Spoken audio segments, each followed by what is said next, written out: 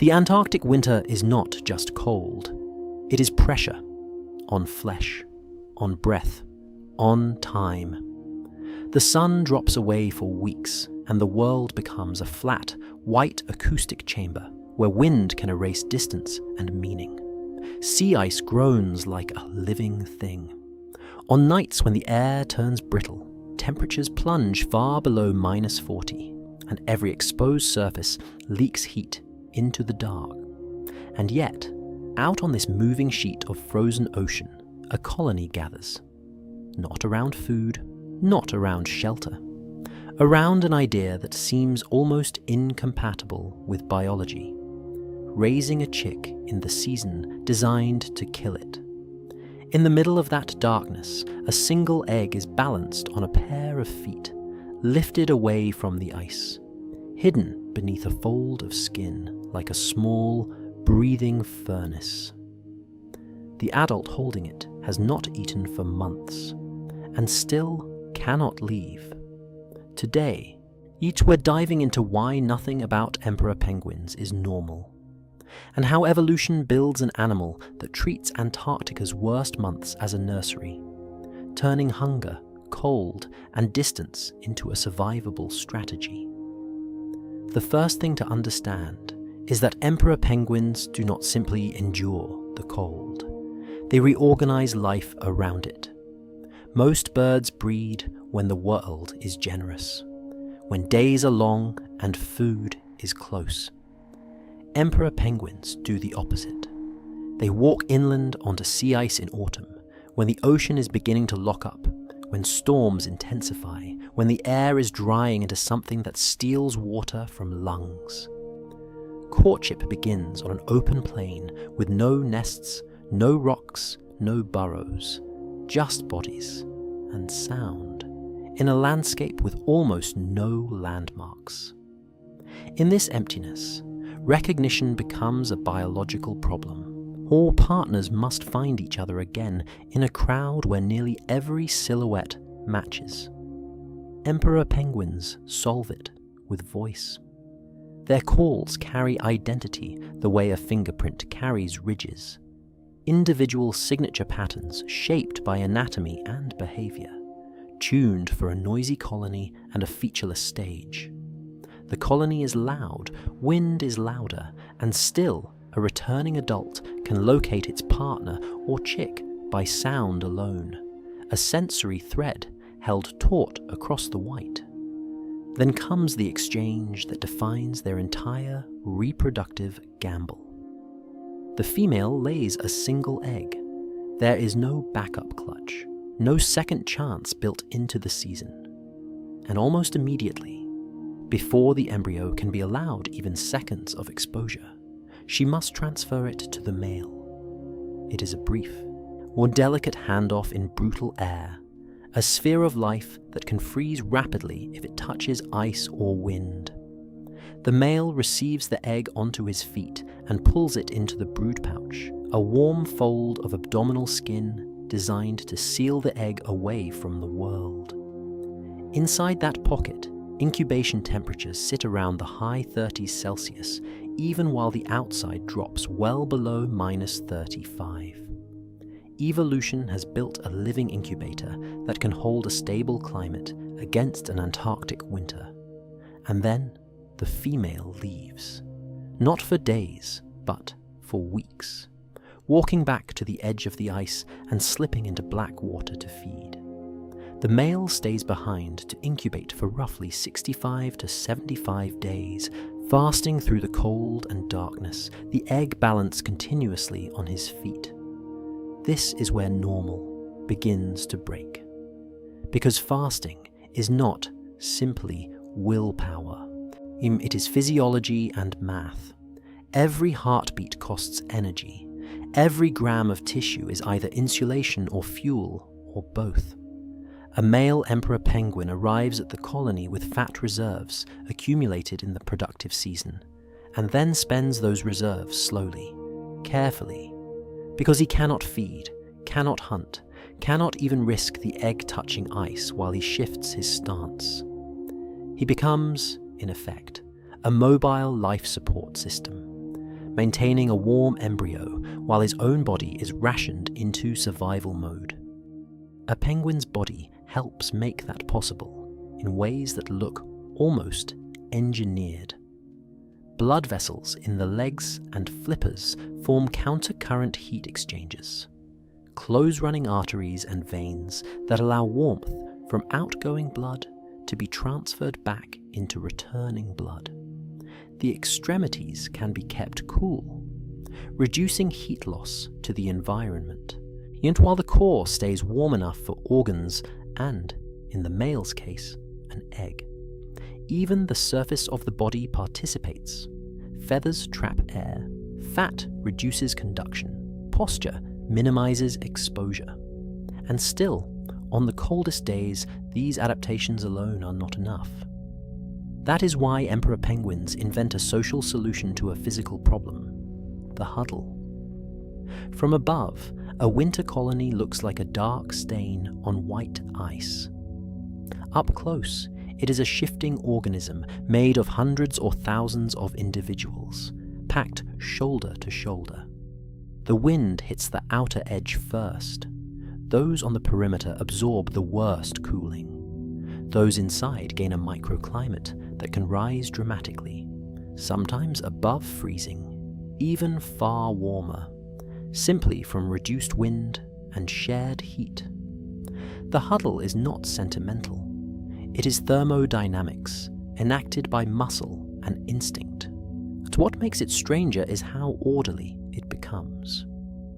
Studies tracking huddling behavior show it changes predictably with weather.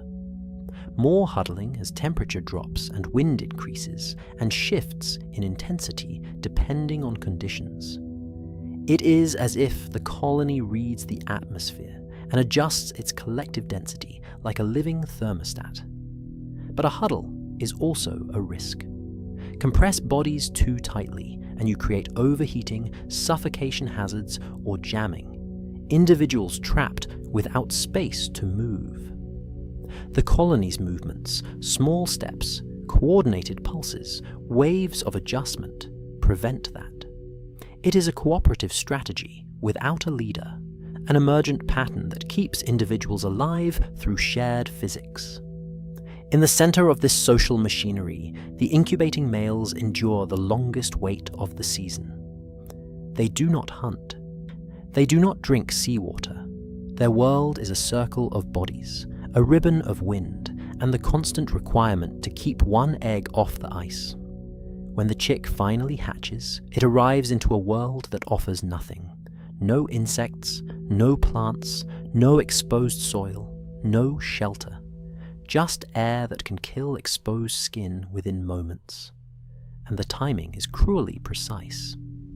If the female is delayed, if sea ice conditions slow her return, the male may be forced into an emergency measure, producing a small quantity of nutrient-rich secretion from his esophagus to feed the chick, briefly, an extreme stopgap, not a sustainable diet.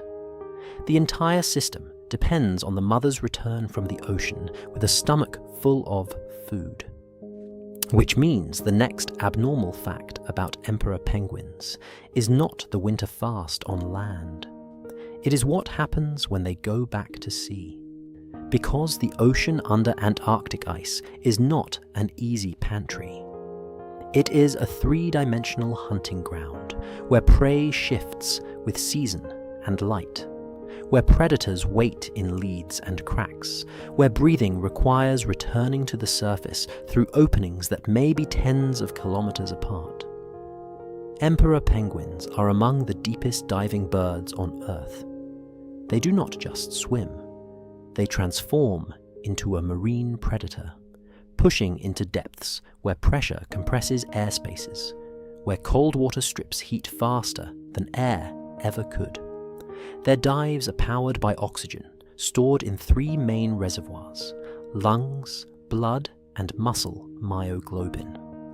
But unlike a simple hold your breath contest, the dive is managed minute by minute, oxygen allocated to the brain and heart, while peripheral tissues can be partially isolated.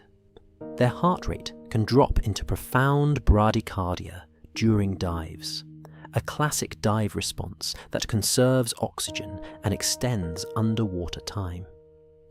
In some studies, emperor penguins routinely dive for several minutes, with many shallow dives, and can reach much longer durations when conditions demand it. Researchers have recorded dives extending into the tens of minutes, with maximums reported beyond 20 minutes in large datasets, depending on context and measurement. Their physiology is tuned not just for depth, but for repeated effort in icy water, cycling between exertion and recovery, with a precision that keeps tissues functioning under limited oxygen. This dive ability is not a parlor trick. It is the other half of the breeding strategy. The female must travel from the colony back to productive feeding grounds, hunting fish, squid, and krill. When she returns, she carries the ocean in her body, stored food that can be regurgitated to the chick and, eventually, used to rebuild her own reserves. After that, roles alternate. One adult forages, while the other guards and feeds. But nothing about that arrangement is stable in the way it appears from a distance, because the environment itself is moving. Emperor penguins breed on sea ice, frozen ocean that forms and breaks each year. It must persist long enough for chicks to grow, to molt from soft down into waterproof juvenile feathers. Until then, a chick that enters the water too early is not simply cold, it is doomed, because down is not a wetsuit. It soaks, collapses, and loses its insulating air. The chick becomes a heat sink. The colony's survival therefore hinges on the timing of ice, formation in autumn, or stability through winter and breakup late enough for chicks to fledge. In recent years, satellites have captured what happens when that timing fails. In parts of Antarctica, extreme low sea ice conditions have led to breeding failures when ice breaks up early, before chicks are ready. Sentinel-2 imagery has been used to document cases where colonies appear occupied into late spring, then vanish after premature breakup, implying catastrophic chick loss. It is not a scene witnessed by most humans on the ground. It is a disappearance scene from orbit, life erased by physics. This is another reason emperor penguins are not normal. We increasingly know them through technology. Many colonies are so remote and weatherbound that counting individuals directly is difficult, sometimes impossible. Scientists have learned to find them by the stains they leave on ice, guano visible from space as brownish patches against white.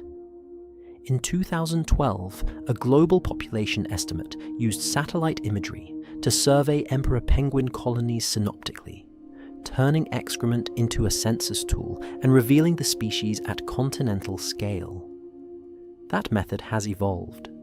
Higher resolution satellites and improved indices allow researchers to detect colonies, monitor trends, and even discover previously unreported breeding sites.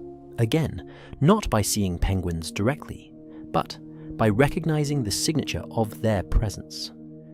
From a storytelling perspective, it is a strange inversion. The animal most iconic for being seen, standing upright, black and gold against snow, is increasingly tracked as data. Pixels, spectral signatures, time series graphs. But even under close observation, emperor penguins keep revealing layers that feel abnormal because they challenge our assumptions about what a bird can be. Consider the chick's early life. When both parents are away foraging, chicks gather into creches, dense groups of juveniles that huddle like miniature versions of the adult winter clusters. This is not daycare. It is a thermal strategy and a predation strategy. In storms, a lone chick becomes a small, exposed radiator, burning energy to stay warm. In a creche, bodies block wind and share heat. And while terrestrial predators in Antarctica are limited, birds like skuas can exploit weakness, targeting chicks that are isolated, sick, or unattended. The creche reduces that vulnerability by reducing the number of edges where danger can strike. Then there is the seascape itself, because the boundary between ice and water is a hunting ground for predators as well as penguins. Leopard seals patrol near cracks and leads, optimized to ambush. Orcas move through open water capable of coordinated hunting. For an emperor penguin, every entry and exit from the sea is a moment where its carefully evolved abilities, streamlined body, powerful flippers, oxygen management, are tested against animals evolved to eat it. The penguin is not merely surviving cold, it is surviving a predator-rich ocean while also financing reproduction with each successful foraging trip. So why does any of this exist? Why would evolution assemble a creature that breeds in darkness, fasts for months, and gambles a single egg on the stability of sea ice? Part of the answer lies in ecological timing. Even by breeding in winter, emperor penguins aim for chicks to fledge during the Antarctic summer, when daylight returns and food availability can improve. The winter is the price paid up front, so that the young enter the sea during a comparatively productive season. But that explanation is incomplete, because plenty of animals time breeding with summer without doing anything this extreme. The deeper answer is that emperor penguins are shaped by constraints that stack together. The distribution of predators, the seasonal rhythm of sea ice, the location of feeding grounds, the need for a stable platform for incubation, and the metabolic economics of fasting and foraging. They are not choosing winter.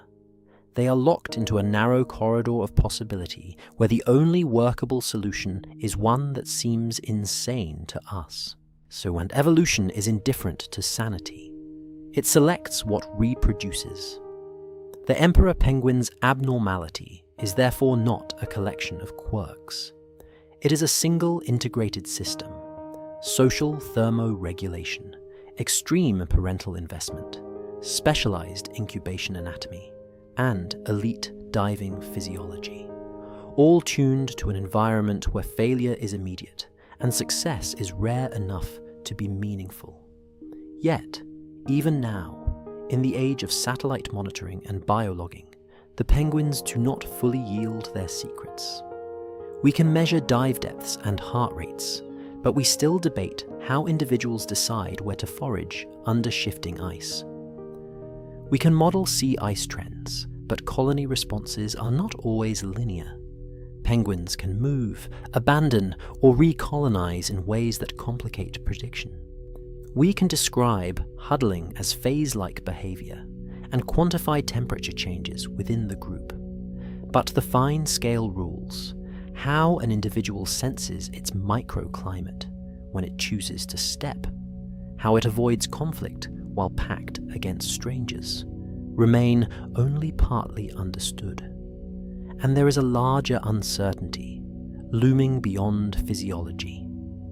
Emperor penguins are obligate sea ice breeders. Their nursery is a habitat that exists only as long as climate and weather permit it. When sea ice becomes unreliable, forming late, breaking early, shifting unpredictably, the penguin's entire life history becomes a wager with worse odds. Satellite images can show us loss after it happens. They can reveal a colony gone quiet, a stain that appears one year and fades the next. But they cannot tell us what it feels like on the ice in the moment the surface fractures. When chicks that are not yet waterproof face water, they cannot survive. In the end, the emperor penguin remains one of Earth's clearest examples of how far life can be pushed, how evolution can carve a viable pathway through conditions that look, to us, like a closed door. It is tempting to call them perfectly adapted, but perfection is not what nature produces. It produces compromise that works until it doesn't.